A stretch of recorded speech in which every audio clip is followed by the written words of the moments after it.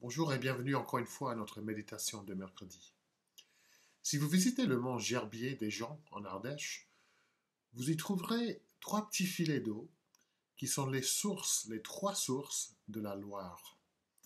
Des tout petits ruisseaux, rien d'impressionnant, mais des ruisseaux qui deviennent l'immense fleuve qui coupe notre ville de Nantes en deux. Chaque immense fleuve du monde commence par un petit filet d'eau. Et aux trois sources de la Loire en Ardèche, il est difficile d'imaginer l'immense fleuve qui se jette dans l'océan Atlantique. Et ce matin, nous réfléchissons à d'autres immenses fleuves. Ce sont des fleuves qui coulent dans chaque pays du monde, des fleuves qui touchent chaque personne, chaque vie, la vôtre et la mienne. Où qu'on aille dans le monde, les fleuves sont là, ces fleuves sont là. Il y a le fleuve de la souffrance, le fleuve du mal, le fleuve de la mort, le fleuve de ce que la Bible appelle le péché.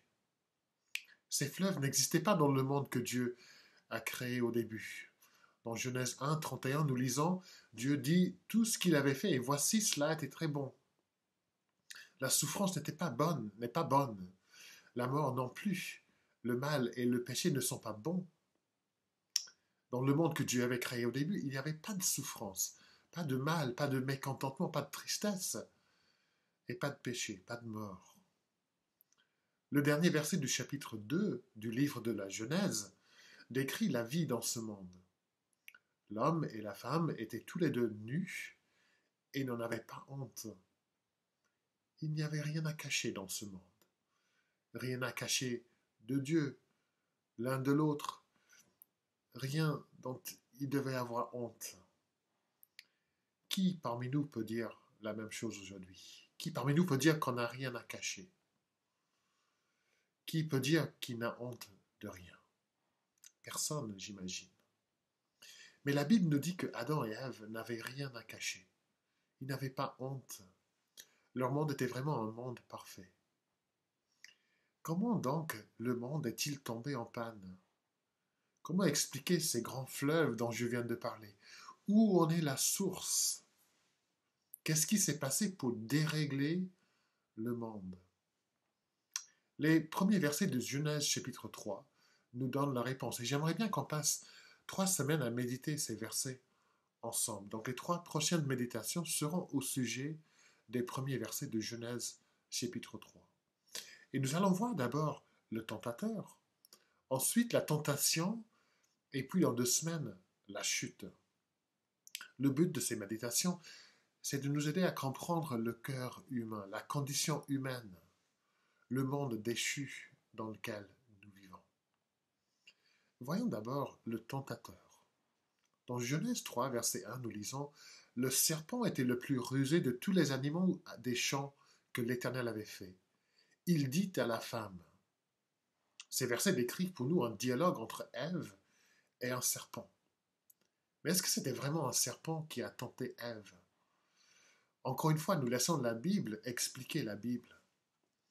Dans le dernier livre de la Bible, Apocalypse, chapitre 12, verset 9, nous lisons « Du grand dragon, le serpent ancien, appelé le diable et Satan, celui qui séduit toute la terre. » Un peu plus loin dans l'Apocalypse, chapitre 20, nous lisons « Du grand serpent ancien qui est le diable et Satan. » Et quand on met ensemble Genèse 3, 1 et ces versets tirés de l'Apocalypse, il nous semble soit que Satan prend la forme d'un serpent ou qu'il se sert de cet animal comme sa porte-parole.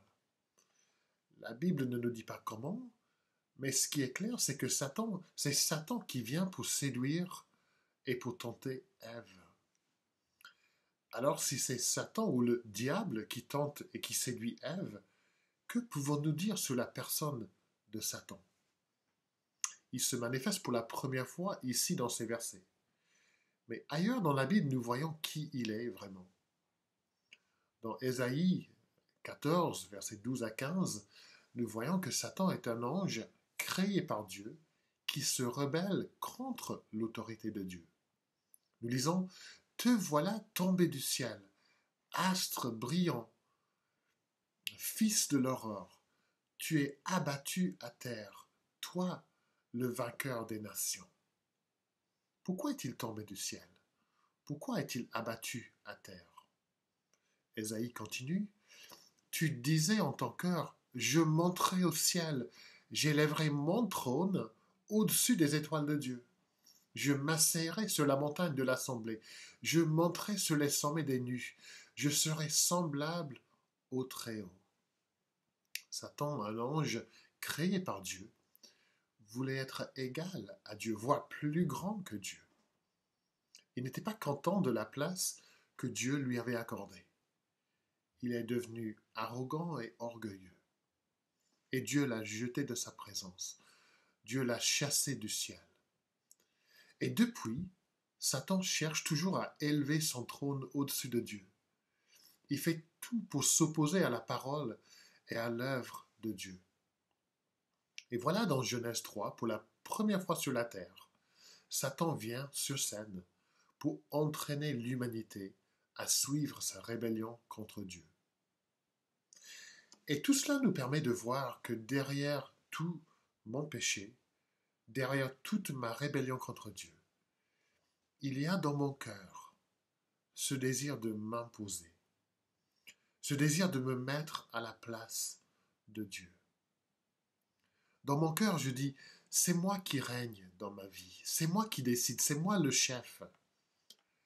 Dans mon cœur, je refuse d'accepter ma place devant Dieu.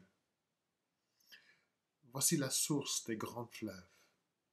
Dans notre cœur, nous nous mettons à la place de Dieu. Nous nous mettons au-dessus de Dieu. Voilà la source du mal en nous. Et voilà pourquoi nous devons prier.